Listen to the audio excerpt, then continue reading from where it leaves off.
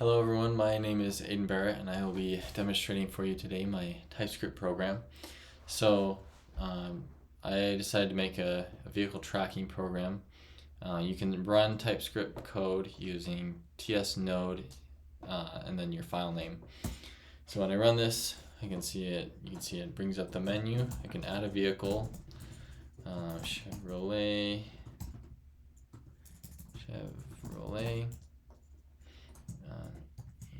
Equinox, and then it'll say it's 100,000 miles, and the fuel level is 7 gallons. Now if I want to view that vehicle, I can go here, and I can see the logbook has added the first entry for me creating the vehicle, as well as just some basic info about that vehicle. Now, if I want to add another entry to the logbook, say I refuel the tank, I can go, say I drove 50 more miles and that the fuel tank is full again at 14 gallons. I can say refueled the tank. Now if I go back to view the vehicle, I typed that. Oh, did it work? Oh, it worked. So here you can see the odometer updated as well as the fuel level, and now the most recent entry is shown where I refueled the tank. So that's the current functionality level of my program. I learned about a few things here. So first of all, this read line module allows me to call an asynchronous function called question, which is similar to input for Python or read line in C#. It asks for user input and provides a question for them. So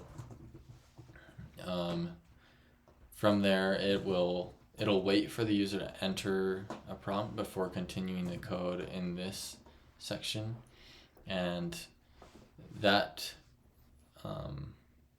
that's why I use a recursive call of main menu. I use recursion here so that if I were to use a while loop here, this would continually display the menu and I wouldn't be able to actually enter anything in this question here since it's a asynchronous function.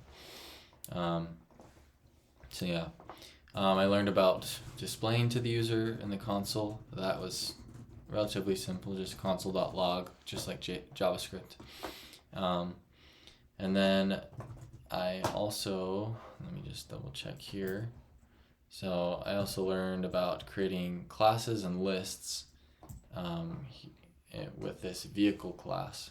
So the vehicle is where all the information about, for example, the Chevy Equinox or other vehicles are stored. My logbook is stored as a list of entries, custom object that I also created. So whenever the vehicle is initialized, the logbook is started as an empty list, and then it adds the first entry to that logbook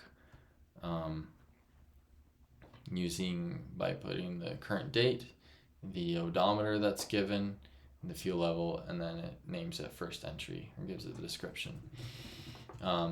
So that way I can iterate through the list of, for example, right here, I can iterate through the logbook list and just access each entry individually and display that information to the user.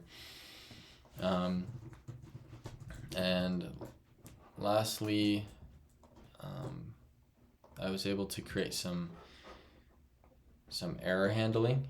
So when the user enters a year, make, all of that information, especially with the year and the odometer, I then call parse int, which has potential to create an error since it's asking for a string, or it converts it from a string to an integer. And so I use this if statement to get the check if the year is null after running parse int. That way I don't enter an empty value into into the vehicle data, or into the vehicle log, excuse me. So those are just some of the things I learned. It was a good experience, and I hope to use TypeScript more in the future for web-based applications. Thank you.